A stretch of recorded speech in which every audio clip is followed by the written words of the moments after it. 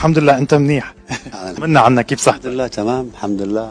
كيف عم يعني برغم مسيرتك الفنية الطويلة كيف بعدك بتتعامل مع الإشاعات؟ أنا أولا حقيقة ما أعرف عن الإشاعات وما أقرأ، لأن وقتي أنا أعتبره ثمين جدا، لأن أنا عندي مثل هذا الجمهور اللي يتابعني وصار له سنوات معايا وينتظر من عندي الكثير. ما عندي وقت بصراحة، أكثر أوقاتي أنه بحث عن أفكار جديدة، أتمرن كثير، أستمع يعني تذوق الموسيقى، هذا درس عندنا في معهد الموسيقى ومتابع لحد الآن. يعني أخبار العالم لازم الصبح أقرأها من الطقوس اليومية اللي أعملها، باقي اليوم يعني ما أعتقد لي المجال، أنه حقيقة ما أعرفها، لا إشاعة ولا أعرف ما في إشاعة يعني جديدة. في إشاعات كتير بس احنا ما بدنا، يعني ما بعرف إذا قريتها، بس احنا خلاص بمجرد ما أنت موجود ما أعرفها، يعني أنت يمكن راح أسمعها منك الآن، ما أعرف، سامحني. خلاص. المهم أنت، أنا أعرف هناك يعني هناك الحب يطاردني في كل مكان، وهذا شيء عظيم. هذا من محبة الجمهور الكبيرة لك.